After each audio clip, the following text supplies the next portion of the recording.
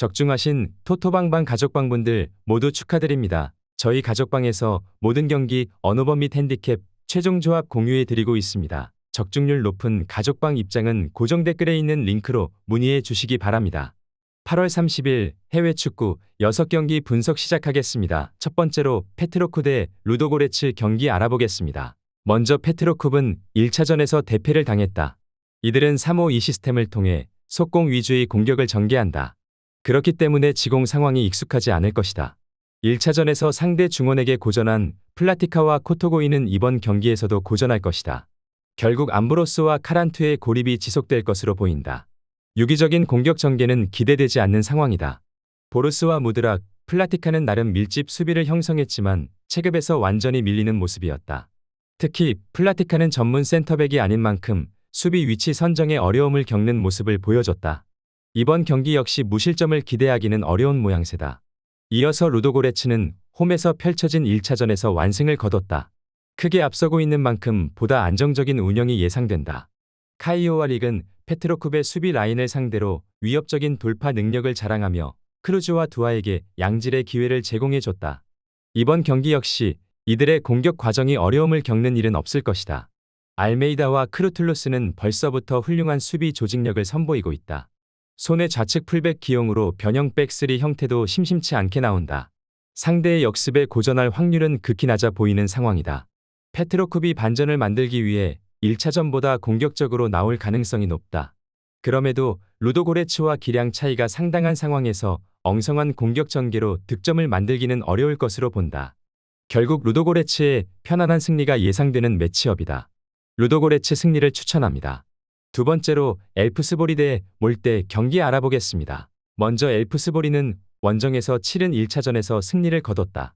최후방 올맨의 롱패스 능력은 카심과 바이두, 압둘라이에게 양질의 기회를 제공해준다. 다만 이들의 공격 패턴은 이게 전부다. 비슷한 운영 방침을 보여주는 몰대를 상대로 이번에도 대량 득점은 기대되지 않는다. 홀맨과 부아리 예급에는 1차전에서 탄탄한 제공권을 바탕으로 몰대의 단순한 공격 전개에 기민하게 대처하는 모습이었다. 삼선의 제넬리와 오우마 역시 투박하지만 성실한 수비 가담을 수행한다. 몰대의 단순한 크로스 전개에 고전할 일은 없어 보이는 상황이다. 이어서 몰대는 홈에서 펼쳐진 1차전에서 석패를 당했다. 이번 경기에서 반전이 필요한 만큼 적극적인 공격이 예상된다.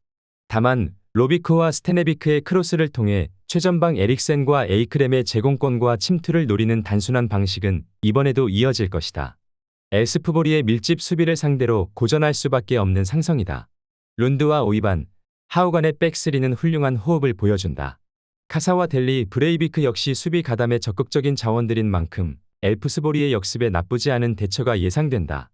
그럼에도 라인을 올릴 수밖에 없는 상황인 만큼 배후 공간 리스크가 큰 상황이다. 몰대가 1차전보다 더욱 적극적으로 경기에 임할 것으로 보이는 상황이다. 다만 이들의 공격 전개는 너무나 단순하다고 볼 수 있을 것인데 엘프스보리의 밀집 수비에 고전할 확률이 높은 상황으로 보인다. 결국 엘프스보리의 역습에 한 방을 얻어 맞을 것으로 예상되는 매치업이다. 엘프스보리 승리를 추천합니다. 핸디 언오버 및 최종 조합 받아보실 수 있는 가족방 입장 방법 알려드리겠습니다. 먼저 영상 하단의 댓글을 클릭해 주세요. 두 번째로 댓글 속 가족방 링크를 클릭해 주세요. 마지막으로 채팅 참여하기 누르신 후 메시지 주시고 답장 기다려 주시면 가족방 입장 도움드리도록 하겠습니다. 그럼 분석 이어가 보도록 하겠습니다.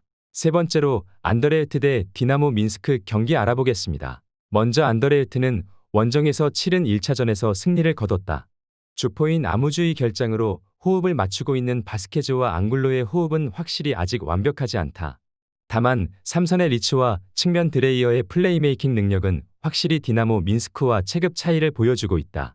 그럼에도 이들을 제외하면 위력적인 공격 전개는 나오기 힘든 상황이기 때문에 대량 득점은 기대되지 않는다. 수비 라인의 리더 베르통원이 결장하는 상황이다. 다만 장카와 시미치가 좋은 호흡을 보여주며 안정적인 수비를 보여주고 있다. 센터백까지 겸할 수 있는 삼선의 레오니 덕분에 수비 밸런스는 항상 안정적이다. 1차전과 같이 디나모 민스크의 역습에 충분히 대응할 수 있을 것으로 보인다. 이어서 디나모 민스크는 홈에서 펼쳐진 1차전에서 석패를 당했다. 이번 경기 역시 포드스텔로프와 바카레를 중심으로 속공을 전개할 것이다. 다만 1차전에서 상대의 압박에 뎀첸코가 전혀 영향력을 보여주지 못하며 최전방 알프레드가 고립되는 모습이 자주 나왔다. 가브릴로비치와 베구노프는 탄탄한 제공권과 노련한 수비를 보여주며 안더레흐트의 약해진 화력에 적절하게 대응하는 모습이었다. 다만 이번 경기에서는 득점이 필요한 만큼 수비 라인을 경기 내내 내리고 있을 수는 없는 노릇이다. 안더레흐트의 우측 측면 라인에게 배후 공간을 공략당할 가능성이 높아 보인다. 1차전과 비슷한 양상으로 경기가 흘러갈 것으로 예상하고 있다. 안더레흐트가 경기를 주도할 수는 있겠지만 이들의 최전방 위력은 다소 떨어진다. 그럼에도 탄탄한 수비 밸런스를 기반으로 디나모 민스크의 배후 공간을 공략할 수 있을 것이다. 안더레흐트 승리를 추천합니다. 네 번째로 비치카토 폴라 대 텔아비브 경기 알아보겠습니다. 먼저 바츠는 원정에서 치른 1차전에서 완패를 당했다. 무려 2명이나 퇴장당하면서 쉽게 무너지는 모습이었다. 4-3-3 시스템을 통해 득점을 노리려 할 것이다. 다만 최전방 반작의 퇴장으로 요바노비치와 스타니치, 시르코비치라는 어색한 쓰리톱이 가동될 것이다. 호흡을 얼마 맞춰본 적 없는 이들에게 대량 득점을 기대하기는 어렵다. 수비 라인 역시 변화가 생길 것이다. 조르제비치의 퇴장으로 스테바노비치의 파트너는 요바노비치가 될 것이다. 이들은 이번 시즌 5경기도 호흡을 맞추지 못했다. 득점을 위해 라인을 올려야 하는 상황에서 텔아비브의 측면 자원들에게 애를 먹을 수밖에 없는 구조로 보이는 상황이다. 이어서 텔아비브는 홈에서 펼쳐진 1차전에서 완승을 거뒀다. 크게 앞서고 있는 만큼 1차전보다 느린 템포의 경기가 예상된다. 라유스와 다비다의 스피드를 기반으로 속공 위주의 공격을 전개할 것으로 보인다. 투르그만은 침투와 포스트 플레이 모두 능한 자원인 만큼 TSC 바츠의 불안한 수비 라인에게도 충분히 유기적인 공격 전개를 펼칠 수 있을 것이다. 아산테와 슐무는 1차전에서 안정적인 호흡을 보여줬다. 3선에서 카니초프스키와 시소코의 성실한 수비 가담으로 역습에도 안정적으로 대처하는 모습이었다. TSC 바츠의 엉성한 공격 라인을 상대로도 훌륭한 방어가 예상된다. 바츠가 득점을 위해 상당히 공격적으로 나올 가능성이 높아 보이는 상황이다. 다만 이들의 공격 전개는 날카로울 수가 없는 상황이기도 하다. 여유로운 텔아비브가 역습을 통해 승부의 종지부를 찍을 것으로 보이는 경기다. 텔아비브 승리를 추천합니다. 핸디 언어버 및 최종 조합 받아보실 수 있는 가족방 입장 방법 알려드리겠습니다. 먼저 영상 하단의 댓글을 클릭해 주세요. 두 번째로 댓글 속 가족방 링크를 클릭해 주세요. 마지막으로 채팅 참여하기 누르신 후 메시지 주시고 답장 기다려 주시면 가족방 입장 도움드리도록 하겠습니다. 그럼 분석 이어가 보도록 하겠습니다. 다섯 번째로 샴록 대 파우크 경기 알아보겠습니다. 먼저 샴록은 브래들리 감독의 기본적인 운영 방침은 3-5-2 시스템을 기반으로 펼쳐지는 속공이다. 다만 이번 경기에서 일말의 희망이라도 살리기 위해선 라인을 올려 적극적으로 경기에 임해야 될 것이다. 다만 3선에서 와츠를 제외하면 전진 패스에 능한 자원이 없다. 주전 윙어 클락도 출전하지 못하는 가운데 최전방의 파루지아와 그린의 침투를 노리는 단순한 공격 전개만이 예상된다. 대량 득점을 기대하기 어려운 것이 사실이다. 호어와 클리어리, 그레이스의 백스리가 나쁘지 않은 조직력을 갖춘 것은 사실이다. 다만 핵심 윙백 호노안이 퇴장으로 출전할 수 없고 수비 라인을 보호해 주던 누젠트마저 낙마했다. 득점을 위해 라인을 올려야 되는 상황 속에서 결국 배후 공간 리크스가 커질 수밖에 없는 상황이다. 이번 경기 역시 촘촘한 수비는 기대하기 힘든 상황이다. 이어서 파우크는 루체스쿠 감독이 4-2-3-1 시스템을 중심으로 지공 위주의 공격 전개를 펼친다. 이미 4골 차의 리드를 안고 있는 만큼 1차전보다 소극적인 경기 운영이 예상된다. 타이손과 지브코비치의 침투와 돌파 능력을 통해 라인을 올릴 수밖에 없는 샴록의 배후 공간을 적절하게 파괴할 수 있을 것이다. 또한 콘스탄텔리아스는 신입생 찰로프와 훌륭한 시너지 효과를 내고 있다. 지공과 속공 상황을 가리지 않고 유기적인 공격 전개가 예상된다. 쿨리에라키스와 캐디조라는 제공권과 피지컬을 모두 갖춘 조합으로 훌륭한 호흡을 보여주고 있다. 슈밥과 오조도에프의 성실한 수비 가담과 함께 샴록의 단순하기 짝이 없는 공격 전개를 충분히 방어할 수 있을 것이다. 바바와 조니의 대인 마크 능력 또한 샴록의 측면 자원들에게 어려움을 선사할 수 있을 것으로 보인다. 샴록이 극적인 반전 드라마를 위해 적극적인 공세를 펼칠 것으로 보인다. 다만 이들의 공격 전개는 너무나 엉성해 보이는 게 사실이다. 결국 무리하게 라인을 끌어올리며 생긴 배후 공간을 파우크가 편하게 공략할 수 있을 것으로 보인다. 파우크 승리를 추천합니다.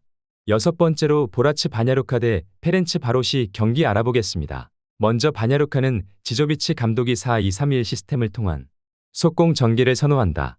홈이지만 전력상 우위인 페렌츠바로시에게 주도권을 내주고 실리적인 운영 방침을 보여줄 것으로 보인다.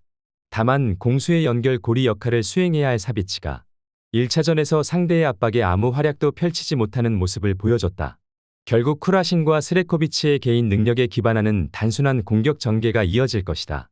최전방의 루키치 역시 솔로 플레이에 능한 자원이 아니기 때문에 답답한 경기력은 유지될 것으로 보인다. 그럼에도 메이어스와 카롤리나의 수비 라인은 확실히 견고했다. 상당한 단신 조합임에도 3선의 스코롭의 지원과 함께 훌륭한 수비 위치 선정을 보여줬다. 이번 경기 역시 수비 라인을 낮게 형성할 것으로 보이는 만큼 충분히 페렌츠의 지공 전개에 대응할 수 있을 것이다.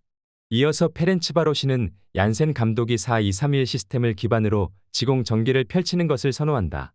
이번 경기 역시 주도적인 경기를 펼칠 수 있을 것이다. 다만 2선 자원인 자차리아센이 상대의 밀집 수비에 영향력을 행사하지 못하는 모습이었다. 최전방의 바르가 역시 부상 복귀 이후 아직 컨디션이 올라오지 않은 모습이었다. 결국 이번 경기 역시 트라오레와 벤 롬다네의 개인 능력에 의존하는 답답한 공격 전개가 예상된다.